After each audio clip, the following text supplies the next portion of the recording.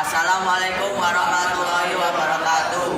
Perkenalkan, kami dari kelompok 3. Kami ingin mempresentasikan klasifikasi materi peserta perubahannya dari Pak Herdi Munandar, spesialis pendidikan. Perkenalkan, nama saya Kostiawan dari kelas IOB, absen 12. Perkenalkan, nama saya Dafa Ilham, absen 11, kelas 10 OB. Perkenalkan, nama saya Lan Putra Pratana, kelas XOB, absen 13. Nama saya Fadila, absen 14, kelas XOB. Perkenalkan, nama saya Fauzan Buar Kananta, kelas XOB, absen 16. Klasifikasi materi dan perubahan. 1. Klasifikasi materi dan perubahannya adalah pemilihan materi berdasarkan suatu karakteristik serupa dan berbagai kemungkinan berupa wujud atau karakteristik lainnya.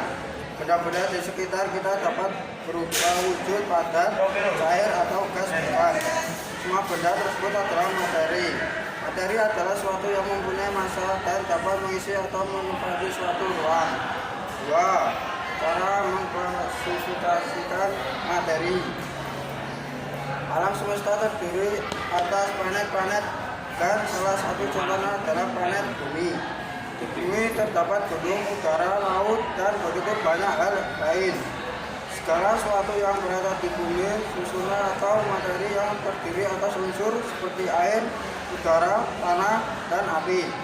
Oleh karena itu, untuk mengklasifikasikannya, kita harus melakukan observasi keberagaman materi tersebut. Diagram materi. Materi dibagi menjadi dua bagian. Zat tunggal masih dibagi menjadi dua lagi, yaitu unsur dan senyawa. Campuran, heterogen, homogen, koloid, laurutan, dan suspensi.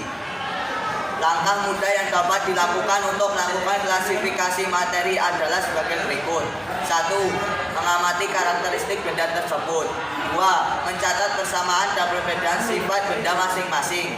3. Memasukkan benda-benda yang memiliki persamaan sifat ke dalam satu kelompok.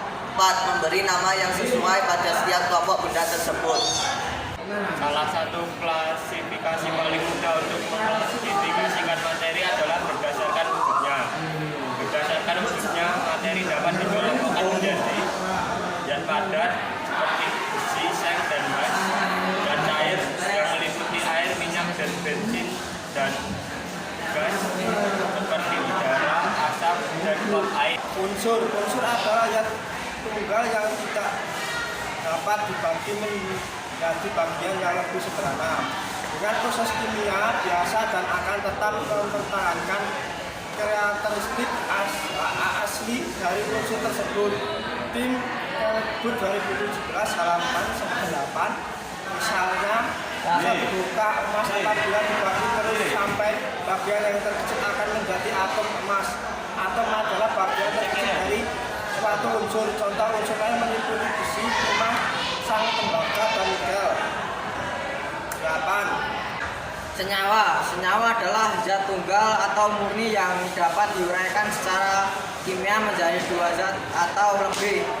Tim Kemdikbud 2017 halaman 102.